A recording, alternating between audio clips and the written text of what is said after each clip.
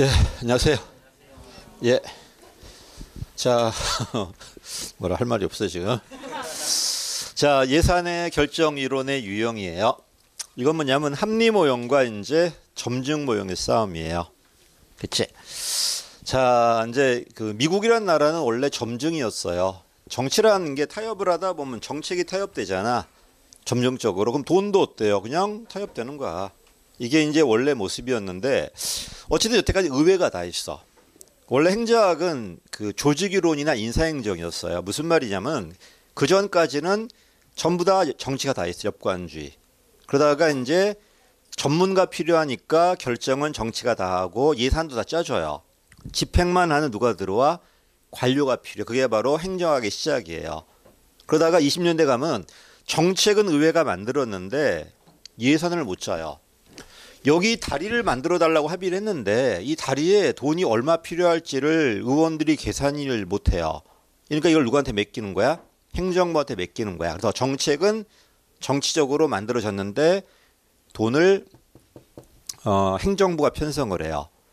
대체 근데 통제하려고 편성할 때 투인물 단위로 편성해버리면 집행부 공무원들은 재량이 없어요. 이게 바로 뭐다? LIBS야. 이게 바로 고전적 기술자형이에요. 우린 돈 쓸 권한도 없어요. 그러다 50년대 가면은 정책은 정치로 만들었는데 이번에는 돈 총액만 주고 나머지는 행정부 재량을 줘요. 우리는 돈 쓸 권한이 있죠.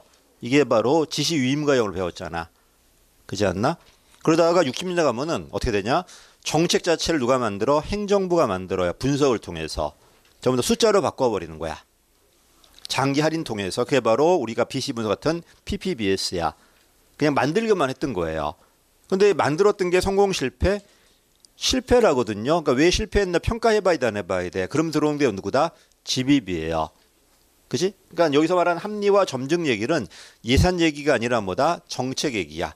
정책을 타협해서 만들었는가? 분석해서 만들었는가 그 얘기예요. 됐지? 이걸 제일 먼저 주장한 이론이 누구냐면 키란 학자야. 40년대. 그지? 그 전까지 정책을 누가 만들어? 입법부가 만들어요. 그러니까 왜 이 사업에 돈을 썼냐 물어볼 이유가 없어요. 입법부가 우리한테. 왜 니네가 만들었잖아. 근데 언제부터 50년대부터 40년부터 정책을 누가 만들어? 행정부가 만들어요. 정책 몇 원론이야? 1원론이잖아. 이러니까 이제 의원들은 와가지고 왜 X라는 돈을 A 사업이 아니라 B 사업에 썼나 물어볼 수 있어 없어? 그때 행정부는 어떤 답을 줘야 될까요? 둘 중에 하나야. 요 사업을 국민들이 원했어요. 타협한 거야. 이게 바로 점증이에요. 두 번째, 이 대안 저 대안 다 분석해 보니까 다른 대안보다 이 사업이 제일 좋아요. 이게 바로 뭐다? 합리 모형이야. 학자가 막 나올 겁니다. 제일 먼저 키가 물어봐요. 키가 물어봤나 봐, 엄마한테 사랑방에서. 됐지? 맞죠? 미안해.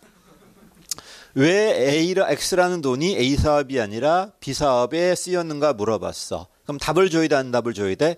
답은 두 가지가 있다. 합리 모형이 있고 점증. 원래 미국은 무슨 모형이었어? 점증이었어요. 그러다가 합리가 들어오겠죠. 그렇지? 그래서 여기에 답을 준 사람이 루이스야. 경제학 명제가 아니면 답이 뭘까요? 정치학이겠지. 그럼 정치학은 답이 뻔합니다. 타협과 합의예요. 분석이 아니고. 반면 경제학은 요 세 가지가 있다는 겁니다. 여러분은 왜 이 4시간을 다른 과목이 아니라 행정학에 투자하고 있죠? 답을 줘봐봐. 여기 투자하는 게 다른 데 투자했을 보다 가치가 좀 더 크니까. 영어 투자하니까 가치가 5인데 여기 투자하니까 가치가 6이야. 여기 하는 게 낫지 않을까요? 상대 가치야. 한 단위 올라가니까 영어 1시간 더 공부하니까 5점이 올라가는데 행정 6점이 올라가. 여기에 낫지 않을까? 증분 분석이에요. 또 행정 공부하니까 합격에 더 크게 기여해요. 이렇게 들어오는 게 뭐다 이제? 합리 모형이야. 그래서 답이 세 가지 경제학 모형이에요. 상대 가치라든지 한 단위 올라갔을 때 어떤 효과가 있나 알아본다든지 합격에 누가 크게 기여한다는지 알아본다든지 이게 바로 경제학 명제라는 겁니다. 반대말로 정치학 명제는 대개 답이 뭐다? 타협과 합의가 답이 될 거예요. 여기까지. 자, 내려가겠습니다. 정치 명제와 경제 명제. 그래서 초점 봐봐. 정치 합의가 중요하다. 점증 모형. 얘는 그게 아니라 효용성이다. 이걸 썼을 때 딴 데보다 국가 파이가 커져야 돼, 안 커져야 돼? 커져야 돼요. 경제 효용성이다. 이거는 의회 동의의 재정민주주의. 얘는 재정민주주의가 아니라 효율성이고요. 됐지? 그다음 여기는 왜 균형을 할까요? 정치명제는 경제는 교육은 교육의 몫이 있고 복지는 복지의 몫이 있는 거야. 자기마다 분야별 몫이 있어 없어? 있으니까 균형화 원리라고 그래요. 상대적 형평성이야. 반면 이건 그렇지 않아요. 이 돈을 어느 사업에 썼을 때 더 파이가 더 크니까 B가 아니라 여기 쓰겠다는 겁니다. 얘는 균형화 원리라는 소리고 얘는 최적화 원리예요. 이런 식으로 물어보면 될 겁니다. 이게 바로 의회 중심의 전통 시각이고 이게 이제 행정부 중심의 현대 시각이야. 그다음 재밌는 게 밑에 내려가 볼게요. 준공공재와 순수공공재를 비교해봐. 누가 이해관계가 더 크죠? 준공공재야 순수공공재야. 당사자가 명확한 게 준공공재야. 그러니까 얘가 타협과 합의가 되는 거고 상대적으로 순수공공재가 관계자가 지금 불특정이니까 좀 더 합리화할 수 있다는 겁니다. 또 신규 사업과 기존 사업 비교해봐. 기존 사업이 뭐가 돼? 점증이 되고 신규 사업이 뭐가 되는 거야? 합리가 돼요. 됐지? 그다음에 배분과 재분배 비교해봐요. 누가 더 갈등이 심하죠? 재분배 갈등이 심하니까 얘가 좀 더 정치적이고 얘가 좀 더 배분 정책이 좀 더 합리적이라는 거야. 서로 비교하다 보니까 여기는 전통 원칙이 적용될 거고 여기는 전통 원칙의 예외가 될 거예요. 자, 그다음 재밌는 게 왜 선형 함수 안정적인 함수 관계죠? 함수라는 게 수학적 의미가 아니고 작년에 100억이다. 올해 120억. 내년에 144억. 그다음 내년에 170 얼마 이렇게 쭉 올라가 이런 식으로. 그러니까 대충 예측이 돼야 안 돼. 예측된다 보니까 안정적이라고 그래. 그지? 여기는 그런 얘기를 하는 겁니다. 그다음에 자, 보다시피 큰 변화가 없어요. 왜 작년별로 안정적으로 갈라먹었기 때문에 큰 변화가 없기 때문에 외부 변수가 영향력이 별로 없다는 소리예요. 여기는 크게 변할 수 있다는 겁니다. 됐지? 이렇게 갈라집니다. 자, 그래서 누가 합리 모형인지 점증 모형인지 그럼 누구 말이 맞는가 물어보니까 다 맞을 수 있겠지만 나중에 누가 들어온다? 결국 예산에 여러 과정이 있는데 과정별로 어떨 때는 합리 모형이 어떨 때는 점증 모형이 적용된다는 게 다중합리성 모형이야. 여기까지 이 세 개밖에 없어요. 됐지? 가겠습니다. 제일 먼저 나온 게 뭐다? 점증 모형이야. 우리 이거 이미 했어. 어떤 인간이다? 제한된 합리성. 목적도 모호하고 타협할 수 있어요. 모든 대안이 아니라 기존 대안 플러스 알파 할 겁니다. 그 다음에 최고 좋은 답이 아니라 어제보다 나은 답이면 돼요. 우리가 봤던 점증 모형이야. 됐지? 가겠습니다. 상황은 불확실하다. 인간 능력은 한계가 돼 있다. 이러니까 완벽하지 못하고 제한돼 있어요. 또 민주주의 사회에서는 경제 합리성이 중요한 게 아니라 타협하고 합의할 수 있어야 돼. 뭐가 더 중요하다? 정치 합리성이 더 중요해요. 그럼 어떤 예산이 좋은 예산이죠? 효용의 극대화가 아니라 우리가 합의하고 타협할 수 있는 예산이 좋은 예산이라는 겁니다. 이게 점증 모형이에요. 이게 언제까지? 60년대 전까지. 20년대 LIBS, 50년대 PBS. 고전적 기술자형이고 이건 뭐다? 지시유임가형. 정책을 누가 만든다? 집행자가 만드는 게 아니라 결정자가 만들어주면은, 그치? 여기는 투입물 단위로 붙일 거고 얘는 그 성과 단위로 붙일 겁니다. 이 두 가지가 있다는 겁니다. 읽어보시고요. 이게 바로 아까 봐서 점증주의니까 미국 사회가 서열화되어 있는 게 아니라 다원주의예요. 다원주의고 또 재밌는 게 그 다음이야. 돈은 많은데 왜 가용 재원이 부족할까요? 돈은 많아. 이미 그래 다 나갈 때가 정해져 있어. 그러니까 내가 쓸 수 있는 돈이 별로 없겠죠. 그지? 예를 들어서 100이 있다면 이미 80은 작년 기반으로 갈라줄 거예요. 그럼 겨우 20만 가지고 나누는 겁니다. 그것도 분석이 아니라 타협을 속에서. 그래서 나왔던 게 우리 기억나지? 뭐 포크베럴이니 뭐 이런 것들 이렇게 갈라먹는 겁니다. 요 얘기입니다. 그 다음에 이게 바로 입법부의예요. 왜 정책을 입법부가 만들어가지고 내려줄 거니까 또 통제할 거니까요. 이러다 보니까 전통 원칙 적용됐다는 거야. 이런 통일성이니 이런 원칙이 적용됐을 때가 무슨 모형이다? 바로 전통 모형, 점증 모형이에요. 여기까지입니다. 그 다음에 왜 관계가 규칙적이죠? 봐 이거야. 작년에 이만큼 발라먹었어. 그럼 올해 기반 이걸 갖고 플러스 알파 할 거야. 그리고 알파 할 거야. 예측이 돼야 안 돼. 되죠. 그래서 관계가 규칙적이다. 큰 변화 없습니다. 외부 영향력이 결여돼 있다. 보다시피 전체를 보는 게 아니라 국방은 국방만, 교육은 교육만 봐요. 역할이 제한돼 있죠. 제한돼 있다. 요런 말이다. 그다음에 그들의 관계가 안정적이라는 겁니다. 이게 점증 모형이에요. 자, 내려가니까 이제 특징 보니까 합리 모형은 이상적이야. 점증 모형은 현실적이에요. 합리 모형은 경제 합리성이야. 얘는 타협과 합의라는 정치 합리성이에요. 됐지? 그다음 보다시피 누가 세다 이때는 의회가 셉니다. 입법 구간이 더 우위다 보니까 입법 우위라고 그래요. 이런 것도 있고요. 그다음에 보다시피 얘는 기득권 다 인정해줘요. 올해 추가적인 알파만 볼 거예요. 그러다 보니 모든 걸 다 보는 게 아니라 일부만 보다 보니까 한계적이라는 거야. 그치? 100에서 120억 넣었단 말이야. 그럼 100은 이미 준 거니까 놔두고 추가적으로 증가된 20만 볼 거예요. 그러니까 모든 걸 다 봐. 일부만 봐. 일부 보되 매번 환류해 가면서 고쳐갈 겁니다. 그래서 내려가니까 변동분에 초점 맞췄다. 그다음에 부분적이다. 전체 시각이 아니에요. 부서별 시각으로 올라오는 거니까 상향적이고 분권적이고 미시적이에요. 됐지? 전체를 보는 게 아니고요. 또 단기적이야. 1년마다 환류해 갈 거니까요. 이 대체까지. 또 합리 모형은 목표가 서열화돼 있어야 돼. 목표 먼저 정한 다음에 대안 만들지만 얘는 목표가 여러 개예요. 이 목표 때문에 대안이 만들어질 수 있겠지만은 대안 때문에 목표도 바뀔 수 있다 없다 있다는 겁니다. 이걸 뭐라고 그래? 목표 수단 분석은 합리 모형이야. 이게 안 되고 목표와 수단이 상호 조절할 수 있다는 겁니다. 이렇게 나옵니다. 그다음 아까 말씀드렸듯이 모든 걸 다 보는 게 아니라 추가적으로 는 것만 볼 거다 보니까 한계 가치만 본다는 거야. 다 보는 게 아니라 요 알파만 보겠다는 겁니다. 그리고 최고 답이 아니라 저번보다 나으면 돼요. 됐지? 계속 반복할 거니까요. 여기까지가 이제 특징입니다. 자, 그다음 내려가니까 교육은 교육의 몫이 있어요. 문화는 문화 몫이 있어요. 그래서 균형화 원리다. 아까 봤던 형평성 원리 이제 자기 몫이 있을 거니까 맞는 말이고, 그다음에 분석이 아니라 당사자들의 참여에 의해서 정책이 만들어질 거고, 최고 답이 아니라 저번보다 나으면 된다니까 최악을 피하려고 한다. 최고 답이 아니고요. 여기까지가 되게 뭐다? 점증 모형이에요. 됐지? 자, 그다음에 점증의 대상이 있는데 한번 읽어보시고는, 자, 그다음에 한계도 있습니다. 보다시피 여러분, 이 친구들은 계속 경제 규모가 플러스 알파 돼야 돼, 안 돼야 돼. 이게 돼야지만 이걸 가지고 새로운 사업을 할 수 있어요. 근데 만약에 플러스 알파 되지 않아 봐요. 어떻게 될 거야? 그냥 기득권만 인정해 주는 것밖에 안 돼요. 그래서 보수적이라는 거야.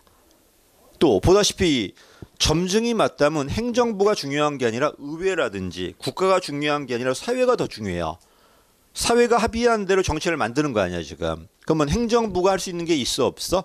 없다 보니까 국가가 소극적이고, 그 결과 정책을 가지고 행정부가 사회를 바꾸는 역할이 제한될 수밖에 없어요. 됐지? 합리모형은 이렇게 한다. 합리모형 정책을 누가 만들어? 대통령이나 행정부가 만들어서 사회 문제를 해결하려고 지금 분석한단 말이에요 지금. 그래서 오히려 점증이 됐을 때는 의회가 세지고 사회가 강해져요. 그러니까 국가 역할이라든지 행정부 역할은 약화될 수밖에 없다는 겁니다. 됐지? 이러니까 민주성은 좋아지겠지만 전문성의 능률성은 떨어질 수밖에 없겠죠. 여기까지입니다. 그 다음에 맨 마지막에 계속 늘까 안 늘까? 계속 기본 바탕으로 늘다 보니까 성장의 시대는 좋은데 지금처럼 불황의 시대에는 안 맞을 수 있을 겁니다. 계속 늘 거니까 이렇게. 자, 그래서 등장한 게 누구다? 이제 합리 모형입니다. 인간은 완벽하다. 목표도 분명하고 서열화될 수 있어야 돼요. 모든 목표 서열화된 다음에 모든 대안 다 본 다음에 사회적으로 제일 바람직한, 또 경제적으로 이런 답을 찾겠다는 게 바로 누구다? 합리 모형이에요. 자, 그리고 합리 모형 그 두 가지가 있거든. PPBS는 기존 사업을 인정해줘. 60년 되면 미국이 제일 전성기예요. 기존 사업 다 인정해주고도 엄청난 돈이 남아요. 돈이 많이 거치니까. 이러니까 이거는요, 의회가 타협한 게 아니라 신규 사업만 누가 분석해? 대통령이 참모 전문가 가지고 분석해서 만들어 내려버려요. 됐지? 모든 사업이 아니라 온리버만 신규 사업만 분석해서 5년 이상의 장기 플랜 짜서 내리기로 해요. 이게 바로 누구다? PPBS예요. 근데 이게 실패한 다음에 70년대 중반 가면 뭐가 터져?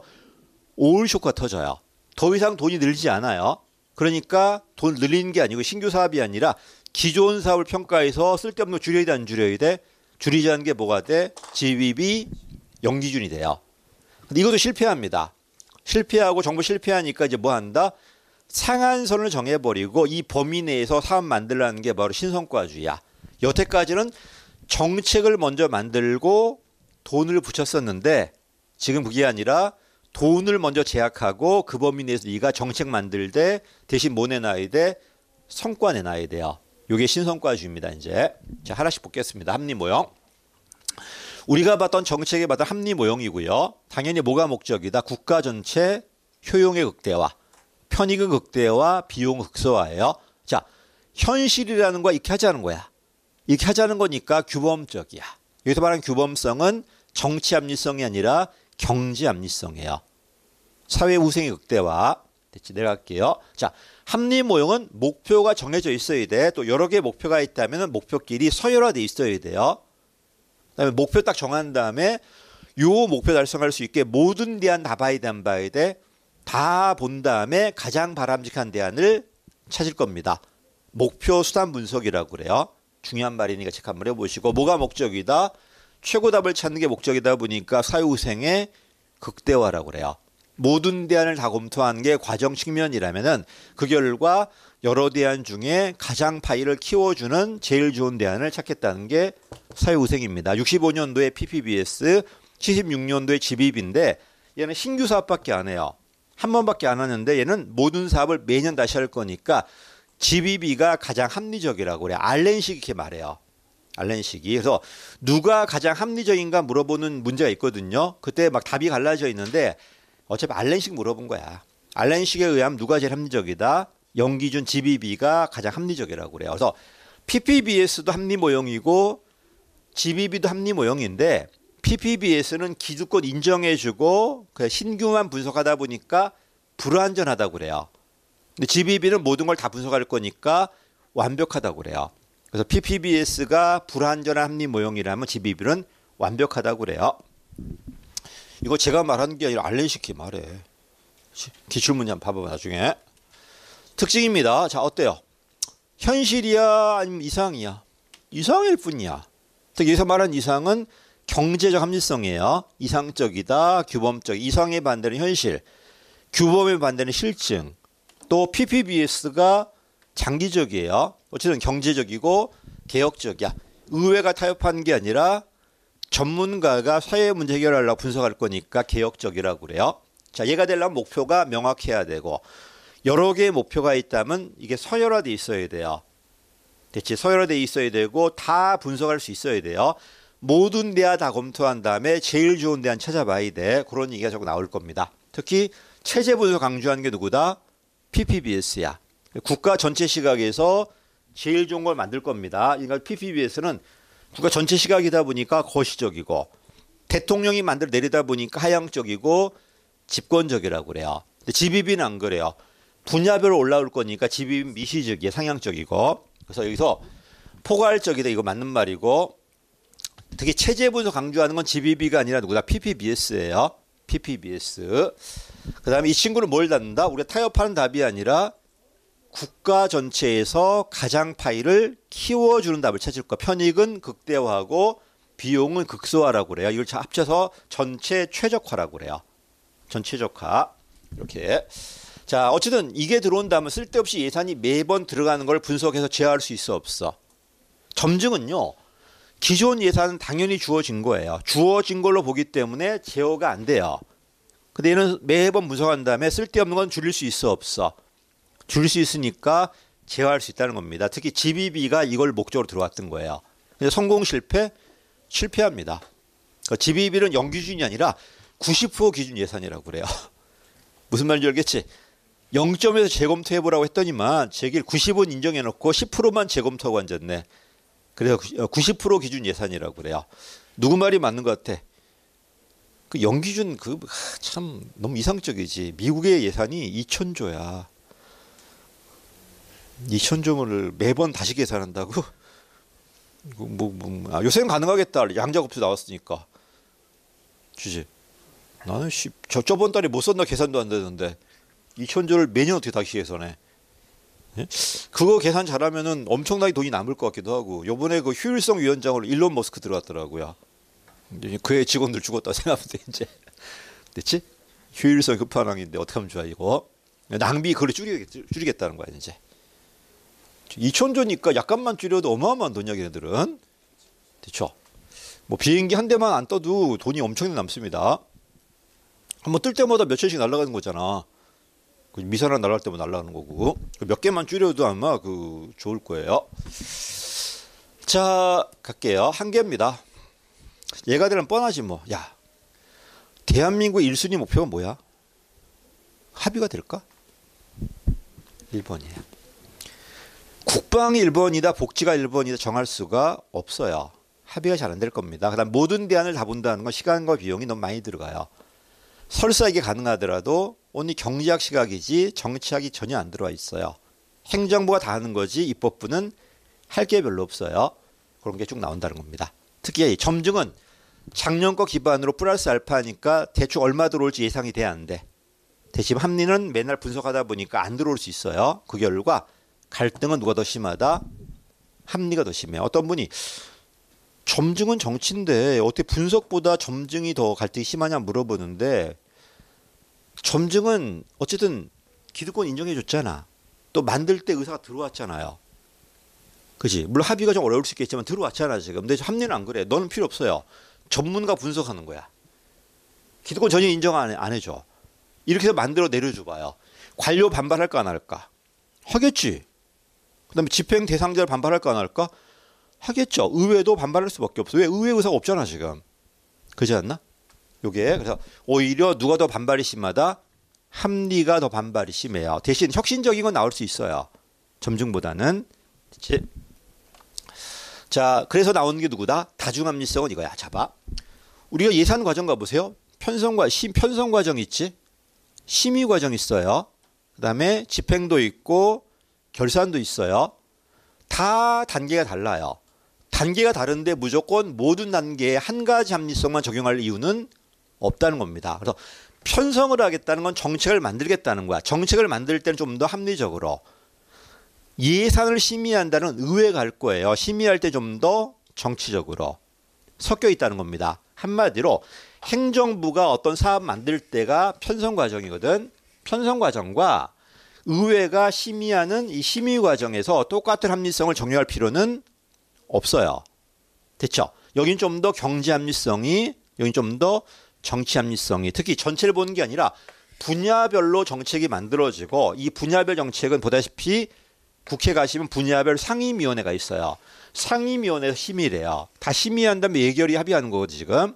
이러니까 중간에서 이 행정부의 합리성과 경제 합리성과 의회 예산 상임위원회 그 정치 합리성을 조절해줘야 돼, 안 해줘야 돼? 누가 조절한다? 기재부의 담당관들이. 기재부가 시면은 중앙예산기관이야. 분야별 담당관들이 있어. 이런 담당관들이 분야별 정책 예산을 분야별 상임위원회 연결시키면 조정을 해줘요. 됐지? 이 사람이 중요하다는 겁니다. 중재자 한다는 얘기가.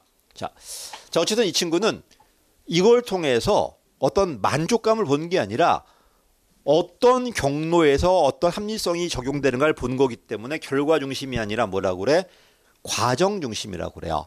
또 전체를 보는 게 아니라 분야별 정책과 예산 연결시키다 보니까 미시적이라고 그래요. 됐지? 여기는 단계별로 합리성이 다 달라요. 여기 좀 더 경제 합리성이, 여기 좀 더 정치 합리성인데 이걸 누가 조절한다? 의회 의원들이 아니라 중앙예산기관의 이 정책 분야별 담당관들이 조절해 준다는 겁니다. 그래서 결과 세 가지 중요한 단어. 첫 번째가 과정론이다. 것이가 아니라 누구다? 미시다. 분야별로 적용되는 합리성은 같다 다르다? 다르다. 이걸 누가 조절한다? 중앙예산기관의 기재부자 애들이야. 거기에 분야별 담당관 애들이 조절한다는 게 바로 요 모형이에요. 네 가지 정도 했지? 학자 2명 나올 겁니다. 루빈하고 킹던 모형이 나와. 둘 다 정치 제약 조건들이에요. 루빈은 제약 조건이고 킹던은 흘러다니는 세 가지예요. 가겠습니다. 서메이어와 윌로우비가 중요한 게 아니라 다중합리성은 결과론이 아니라 과정론이에요. 결과론이 뭐냐면 이걸 통해서 네가 추구한 합리성이 뭐냐 그 얘기야. 결과론이 아니고 어떤 단계로 이루어져 있나 과정론이야. 또 보다시피 전체 금액이 아니라 분야별 금액을 분석하는 거니까 미시적이에요. 됐죠? 그다음 누가 들어온다 봐. 이게 예산 과정이야. 예산 과정과 정책 과정을 연계하려고 루빈은 제약 조건, 루빈 모형하고 킹던 모형이 들어와요. 과정론의 킹던 모형하고 그다음에 제약 조건 루빈 모형이 루빈과 킹던인데 이걸 다른 학자로 붙이더라고요. 그다음에 가장 중요한 게 3번이야.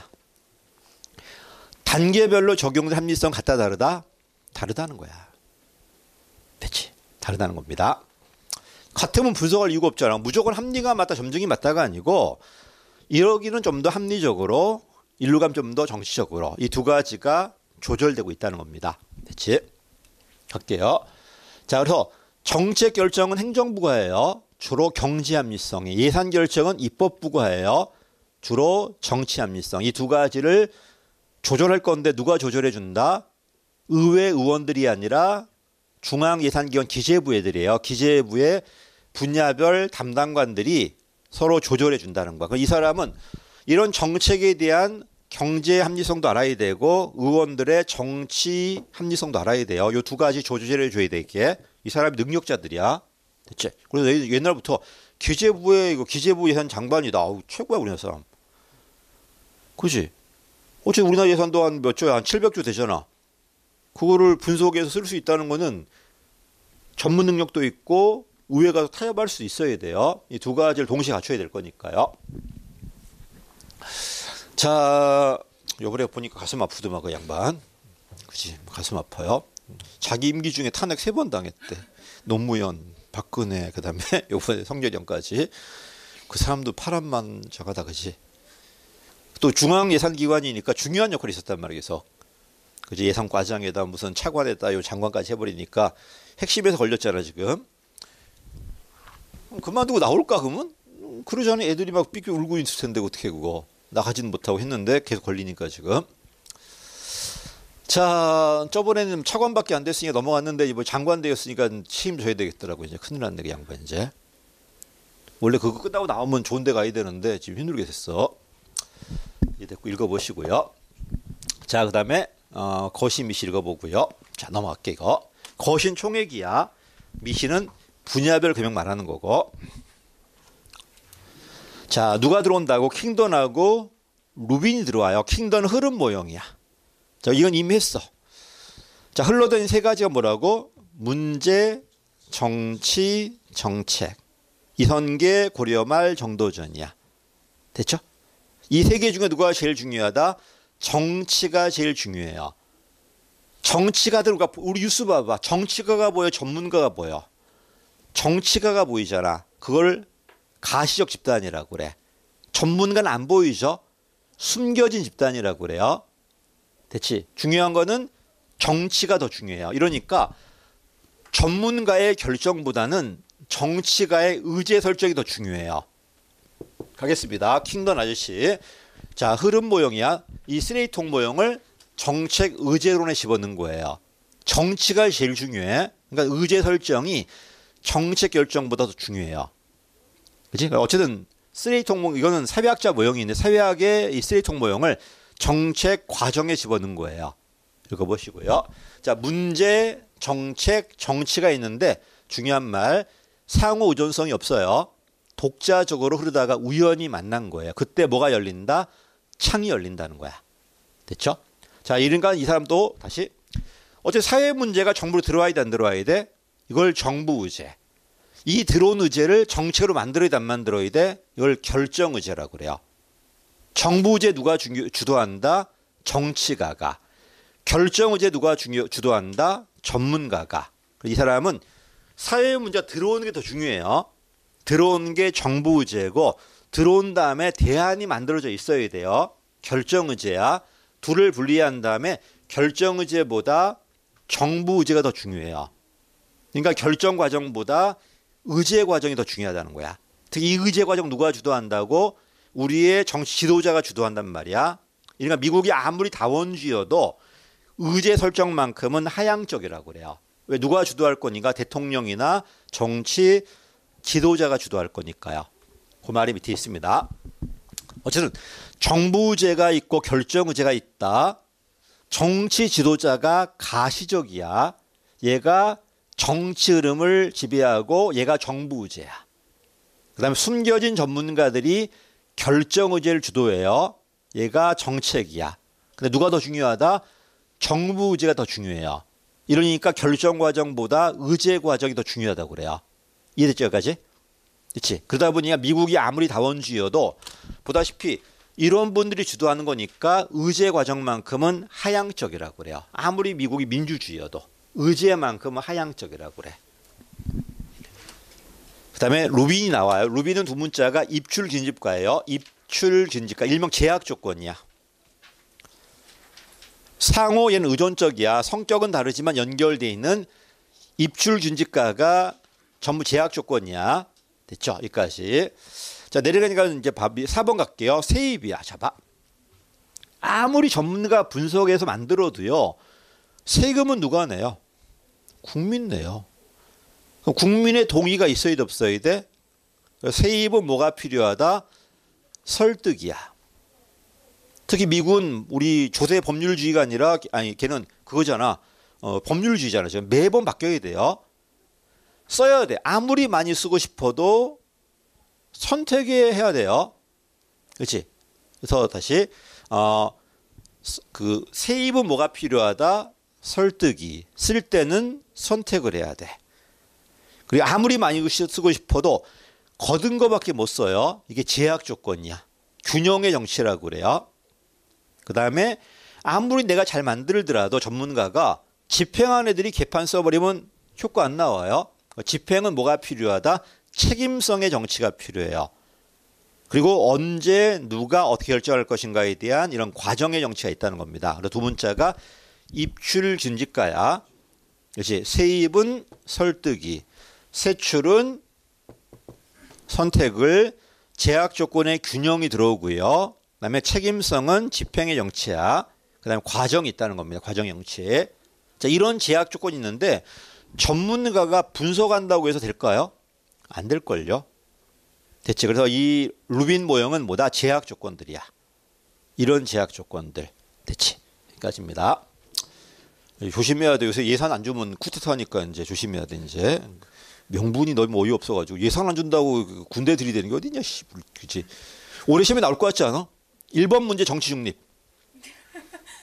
공무원들의 정치 중립 나올 것 같아. 나는 그거 안 나오면 낼 게 없어요. 예산 과정론은 이거 어떻게 나오면 예산 한번 거부가 아니라 이제 군인 들어온다. 1번 보기. 그렇지? 총 맞을 수 있다. 2번 이렇게 할 수 있어. 이제 의회 점령해야 된다. 해결책을 물어볼 것 같아요. 됐죠? 예산은 거부권이 없어요. 없는 조건으로 이제 군대가 투입될 수 있다. 이게 답일 것 같아. 그냥. 그렇지? 이참은 어떻게 할까? 이참은 낼 수 있을 것 같아요. 이제 이게 과연 위헌 사유가 되냐 안 되냐 헌법의 문제 나오지 않을까 해. 이제. 미친 새끼들. 그리고 700조면요 많이 준 거야. 많이 늘었어. 그래 그 전까지 500조밖에 안 됐단 말이야. 엄청 늘었는데 뭘 도대체 예산 줄였다고 그거 알고 있어. 그때나 지금이나 나한테 들어온 건 아무것도 없는데 뭘 그래. 그래서 나는 정치님은 나올 것 같아요. 오히려 정치가 오히려 봐봐. 고위공무원들의 정치가 왕창 들어왔어 안 들어왔어? 들어왔단 말이야. 정치 통제는 좋은데 얘가 중립을 안 지켜버리면 그 다음에 문제가 있잖아요. 다시 중립 얘기 나오지 않을까 생각해요. 고위공무원단을 꼭 해야 될 것인가. 대통령 임명해버리기에 따르잖아 지금. 넘어갈게. 중립 나올 것 같아요. 윤리 문제 나올 것 같고. 이번에 국회의원 중에 멋있는 사람이 있어. 누가 말 안 할게. 국회의원 책임지는 게 법적 책임, 도의 책임, 정치 책임 있다. 이 새끼 공부 좀 했네. 세 가지 했더랬지. 윤리가 도의 책임이에요. 정치 대응성이 있고 법적 책임이 있단 말이야. 요 두 가지가 있단 말이야. 요 세 가지가. 맨날 국회의원마다 법적 책임만 들이댔단 말이야. 그럼 도의하고 정치는 어디 갔는데 병신아. 내가 그랬거든. 넌 정치가인데. 그잖아. 원래 법률이라는 거는 국민들을 통제할 때 국가기관이 법에 근거하라는 소리야. 네가 법을 뭐 갖고 그게 아니고 병신아. 법주지가. 됐지? 너한테 필요한 건 도의성이고 정치 대응성이란 말이야. 국민한테 필요한 게 법률 어기지 않는 거고요. 맨날 그 법치만 하고 앉았으니까. 그러면 국민하면 되지 왜 저 관료하려고 그래. 됐지? 근데 세 가지 다 말하시더라고. 도의 책임, 정치 책임, 법적 책임. 됐지? 근데 우리 성결이 형은 뭐라고 그랬어? 법적 책임과 정치 책임 어기지 않겠다. 책임지겠다. 도의는 어디 갔어, 시기야? 도의가 빠졌어, 지금. 윤리나 도덕이 빠졌단 말이야. 너한테 제일 중요한 그거란 말이야, 지금. 그지? 몽인님에서 나온단 말이야. 1번 읽어봤죠? 우리한테 읽으라 하지 말고. 도의가 나와요, 도의가. 근데 그 얘기는 안 하고 국회의원은 그 얘기를 하더라고요. 많이 좋아졌네. 그래서 어쨌든 정치, 도의 다 나왔잖아, 지금. 근데 성결이 형이 이거 봐봐, 읽어봐봐. 그 연설 봐봐봐. 법과 정치는 내가 책임지겠다. 도의는 빠졌어, 지금. 됐지? 도덕적으로는 잘못하시 안 했다는 소리인가 모르겠는데 넘어갈게요. 세 가지야. 그래서 항상 법이 있고 정치 대응성이 있고 도의가 있다, 윤리가 있다는 거야. 영어 애원하이데 어카운터빌리티, 리스폰시빌리티 영어로 막 나오니까 이제 됐지? 자, 넘어가겠습니다. 그거 보면서 반가웠어요. 아, 행정학도 나오는구나 하면서. 넘어갈게요. 설득. 그래서 입출 견직가 뭐 설득 뭐 이렇게 나오던데 설선 뭐 이렇게 나오던데 두 문자 좀 이상하더라고요. 기타도 있습니다. 예산 극대화 모형은 누구 거야? 니스카넨이야. 넘어갈게요. 단절 균형 이론은 역사 신제도주의예요. 그렇지? 우리 했던 거야. 모호성 모형이 바로 밀러예요. 여기 한번 나왔습니다. 모호성 모. 세이통 모형을 재무행정에 집어넣는 거야. 모호성 모형. 세이통 모형이야 그냥. 합리가 아니라 비합리적이다. 됐죠? 제가 봐서 우리나라 집 맞는 게 이거 같아요. 사례 줄 것 같아. 코로나 전까지 예산이 500조 단위였는데 갑자기 그 계기로 확 뛴 다음에 지금 700조로 안정화되고 있다. 답이 뭐냐 물어봐. 단절 균형 모형이에요. 찾을 수 있겠지? 사례 줬을 때 응용을 해. 그치? 이게 사례 줬을 때 아 이거 단절 균형이라는 거야. 이런 것도 있습니다. 그래서 뭐 놀라고 있어 여기서 이게 맞춰야지 이렇게 물어볼게요. 점증주의. 인간 능력은 부족하다. 환경은 불확실하다. 제한된 합리성. 맞고. 그다음에 여러 기관 단계에 걸쳐 된다. 그다음에 뭐가 중요하다. 협상과 적응, 상호 조절이 중요하다. 점증주의. 맞고. 세 번째, 가변적이다. 불안정하는 거는 설명이 적합하지 않다. 맞아요. 얘는 안정된 사회에서. 그래서 선진국은 점증으로, 개도국은 합리 모형으로. 그다음에 보다시피 얘는 기득권 인정해줘 안 해줘. 해주다 보니까 제어가 안 돼요. 답이 4번이 틀렸습니다. 기존 사업에 대한 당위라는 게 마땅히 주어진다는 의미거든. 마땅히 주어지는 게 점증 모형이잖아 지금. 이걸 제어할 수 있는 건 누구다? 합리 모형이에요. 2번입니다. 1번 맞죠? 환경은 불확실하다. 능력은 부족하다. 그러니까 전년도 기준으로 소폭적 변화만 맞고. 그다음에 틀렸죠. 3번. 얘는 정치 과정이지 경제 과정이 아니에요. 맨 마지막에 다원주의와 안정성 전제로 맞아요. 좀 더 급변이 필요한 개도국은 합리 모형으로 안정된 다원주의 사회는 점증 모형으로. 자, 볼 수 없는 거네. 결정자 능력의 한계를 전제로 한다. 맞고. 합리는 모든 대안 다 봤죠. 얘는 일부만 봅니다. 2번도 맞고. 제일 좋은 답이 아니라 저번보다 나아지면 돼요. 3번도 맞죠. 맨 마지막 세 번째가 단순화시킨 거 맞습니다. 맨 마지막 5번 틀렸죠. 합리 모형이잖아. 선형계획법이든 비시 분석이든 계량 모형은 합리 모형이에요. 답이 5번이고요. 4번입니다. 계획은 합리 모형이에요. LIBS와 PBS가 점증, PPBS와 GBB가 합리야. 총체주의가 합리 모형이에요. 전체 최적화, 후생의 극대화, 결과론 시각이야. 그 다음에 내려가 3번. 자, 그 다음에 합리 모형이 누가 주도한다고? 국가가 주도해요. 이러니까 사회 문제에 맞게 탄력적으로 변동해서 조절할 수 있는 건 무슨 모형이다? 합리 모형이야. 점증은 안 돼요. 왜? 그냥 주어진 걸로 가는 거니까. 맨 마지막에 타협과 협상이 맞는데 옳지 않은 몇 번 틀렸어? 1번 틀렸네요. 그 계획은 합리 모형이에요. 5번입니다. 합리 모형은 편익을 극대화한다. 틀렸죠. 규범성이 강합니다. 현실 모형이 아니라 이상적 모형이에요. 1번이야. 틀렸고. 그다음에 예산 결정에 당위적 배분을 제어할 수 있는 건 합리 모형이야. 또 나왔네요. 틀렸고. 단결 균형은 후생 고려하지. 이건 점증 모형이에요. 최악을 피한다 점증 모형이고 맨 마지막 만나보네. 단계별로 행태는 구분해라. 이 단계라는 게 결국 편성 과정과 심의 과정, 집행 과정은 다르다는 거예요. 됐지? 편성 과정에서는 행정부의 정책 합리성이, 심의 과정은 입법부의 정치 합리성이, 그다음에 집행 과정은 다시 기술적 합리성이 관료들의 책임성의 정치가. 6번 여기까지다. 여기까지가 이제 모형입니다.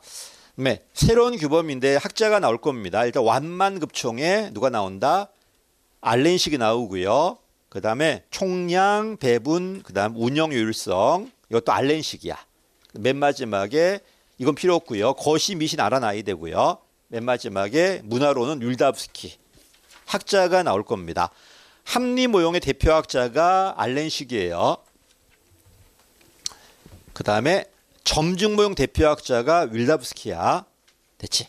자, 하나씩 할게요. 자, 제일 먼저 희소성이야. 여러분 돈이 모자라 남아? 맨날 모자르다? 지금 못 벌어 모자르지. 벌어도 모자라요. 100을 벌어도 못 벌어 모자르고 1000을 벌어도 아마 건희형 돈이 모자라올 거야. 왜 그럴까? 나갈 데가 많으니까. 됐지? 봐봐. 이게 우리 국가 예산이에요. 국가의 그 GDP의 성장이라고 하자. 그때 옛날 얼마 안 됐어요. 근데 국가 쓰는 게 얼마 안 되니까 그래도 남아요. 이거밖에 못 벌는데 쓰는 게 더 적잖아 지금. 그 돈이 남는 거야.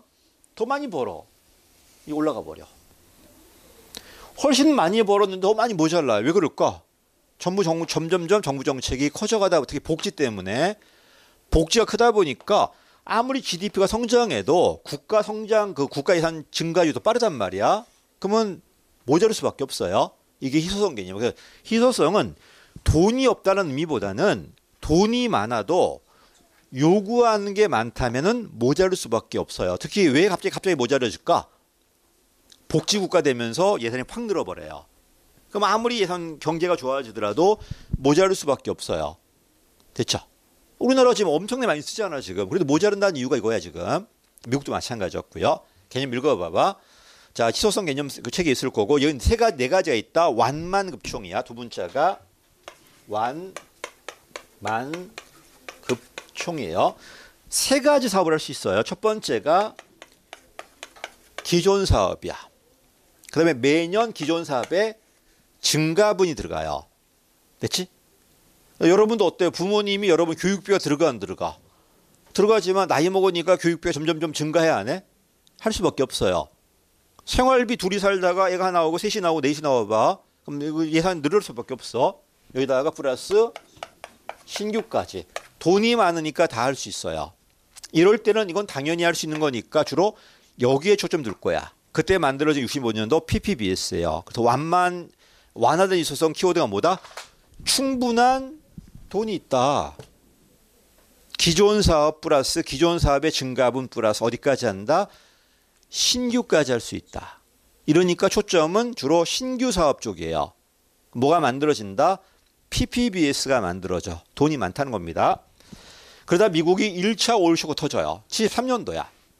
이거 해. 교육비 증가할 수 있는데 새로운 걸 하긴 좀 힘들어요. 지금 애가 있는데 애의 교육비까지는 매번 줄 수 있는데 이걸 가지고 우리가 뭐 다른 걸 하긴 좀 힘들다는 거야 이게. 이쪽입니다. 이러니까 이건 돈은 충분히 있어요. 절약이 아니고 뭐가 나온다? 관리가 들어와야 돼요. 관리가. 그게 바로 만성이야. 일상적이다. 증가분까지 가능하다. 여기까지. 근데 뭔 안 된다?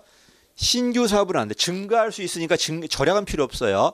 절약은 아니고 주로 지출 관리 쪽이에요. GBB가 만들어져요. 그래서 2차 오일 쇼크가 79년도, 81년도예요. 이거밖에 못 해요. 이것도 안 되고 이것도 안 돼요. 이제 증가분도 안 돼요. 절약해야 돼, 안 해야 돼? 그래서 이건 절약이 아니라 지출 통제가 아니라 어디 쪽이다? 관리 쪽이에요. GBB가 들어옵니다. 그 다음에 70년대 말이야 이제 80년 초반이야. 급격한 희소성. 기존 사업은 가능하지만 더 이상 증가는 안 돼요. 이러니까 이때는 뭘 해야 돼? 절약해야 되고 시각이 단기가 돼요. 단기다. 임기응변이다. 절약이다. 단기다, 임기응변이다. 다 있어 여기. 됐죠? 그 다음에 이제 맨 마지막이야. 여러분 80년대 미국 가면 80년대 후반 중반 가면 일명 쌍둥이 적자예요. 무역에다가 재정까지. 미국이 돈이 말라버려 그냥. 이러니까 이건 기존 사업도 안 돼요. 근데 기존 사업 못하지만 그래도 예산 편성해야 돼 안 해야 돼. 그 편성은 가짜입니다. 어차피 못해요. 허위다 가짜다 이렇게 들어와요. 그때는 돈이 있으면 좀 사업하다가 없으면 굶어야 돼요. 대체 뭐가 들어온다? 반복이 들어와요. 반복이. 밑에 있습니다. 총체 있어성이다. 기존 사업도 못한다.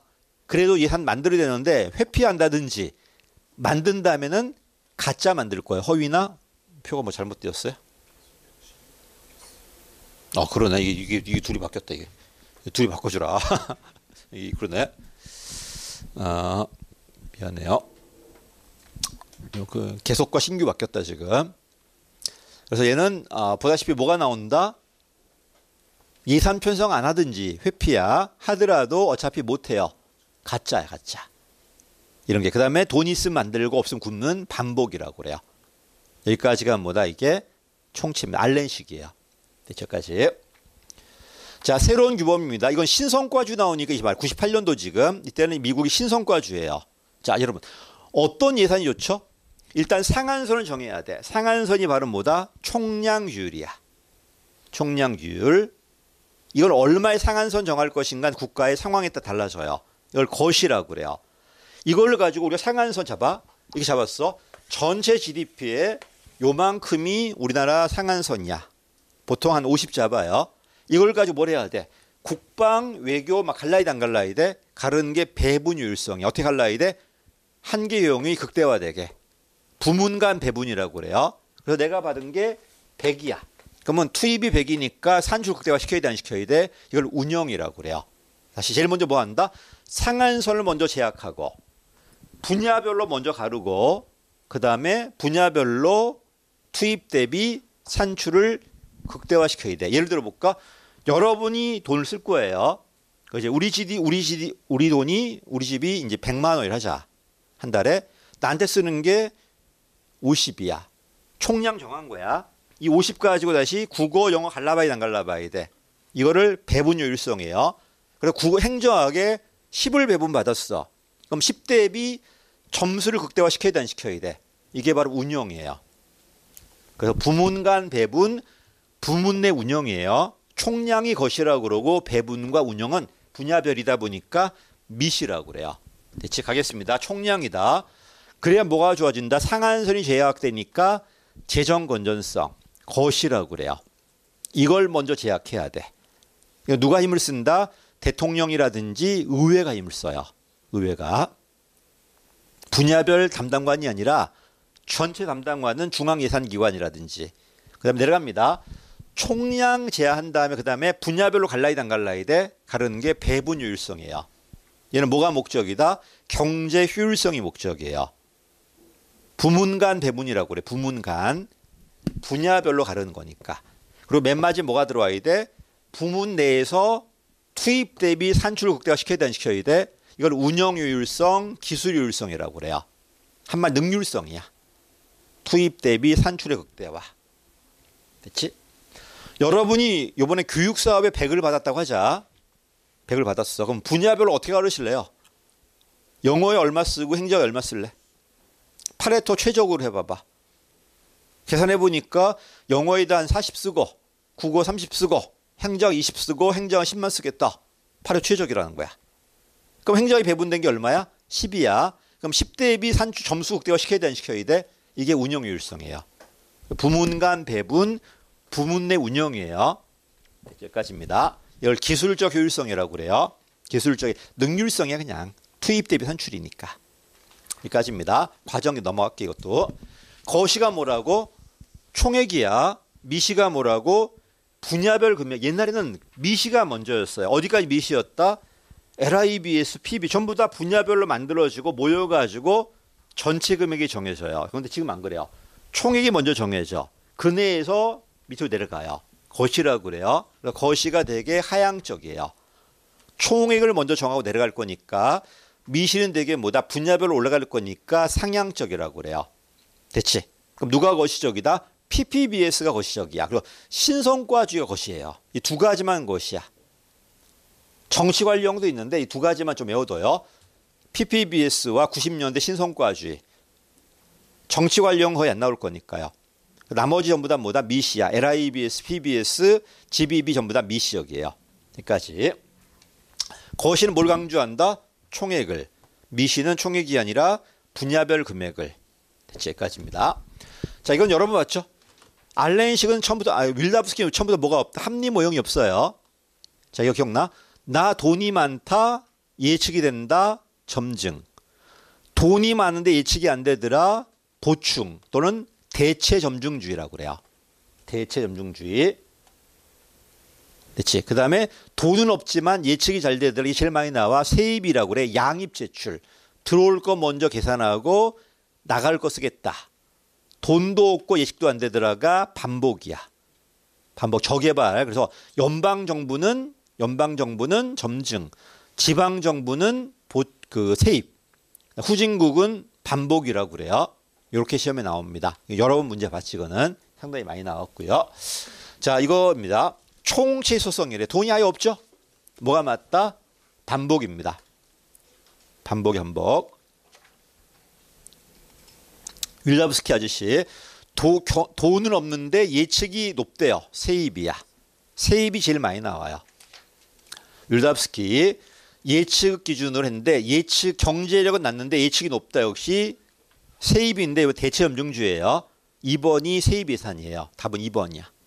같은 말이야. 맞나요? 지방정부요. 2번 미안해. 세입 예산이 되었네. 이거 보충이 대체 점증률인데 답이 4번입니다. 여기까지가 이제 학자인데 보다시피 윌답스키가 많이 나왔으니까 체크 한번 해보시고요. 그 다음에 과정론 하겠습니다. 좀 쉬었다 할게요.